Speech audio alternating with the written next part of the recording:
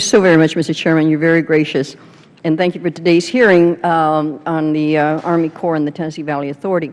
Thank you for our witnesses, and look forward to the testimony and thoughtful dialogue during the questioning. And Assistant Secretary Darcy and Lieutenant General Bostic, I just want to thank you for the amazing work that your staff does in California in helping with the local agencies, the flood control, the harbor maintenance, the drought response, et cetera, but more specifically for Brigadier General Toy, who's been excellent in working, his deputy, Cherie Peterson, and Colonel Colleton. They're all just amazing people with David Van Dorp.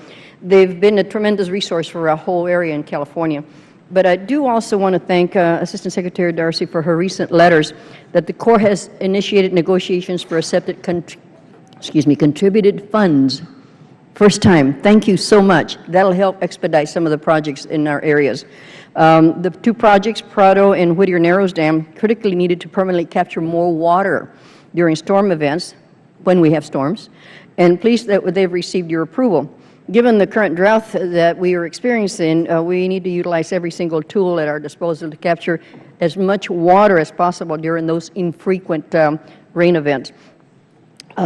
We thank you for your approval. Both the Corps and the Tennessee Valley Authority maintain and sustain our national and regional economies in a variety of ways, providing a safe and efficient means of shipping and navigation in our waterways.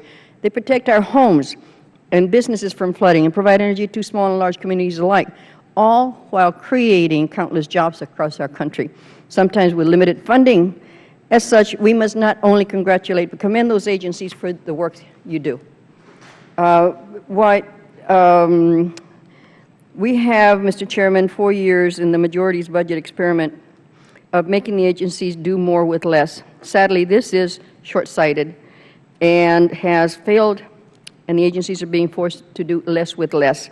And I agree with both my chairman and my ranking member that we are just shortchanging the agencies in our country. The projects are delayed. There are absolutely essential operation and maintenance projects are forced to compete for a piece of the pie. With the current budget climate, it is unsustainable, Mr. Chairman, and I agree with you. I was pleased to see the increase of $142 million to the Corps in the Energy and Water Appropriations Bill. As you know, I'm very key on water. Every penny of that increase is necessary to fund vital projects. Arguably, it is still not enough. With only marginal increases in spending, we can only see that the agencies are still being forced to make tough choices and prioritize between tasks. There are literally hundreds of authorized Corps projects and studies and projects around the country, each of which was authorized on its own merits, and all of which are important to our different communities. Some of my colleagues failed to realize that greater investment in our nation's water-related infrastructure is an integral element of maintaining and sustaining the improvement of our nation's economy, as was seen in recent years. The math is simple. Inadequate funding results in delays. The delays result in mounting insufficiencies that will continue to grow until ultimately failing at some dire point in the future.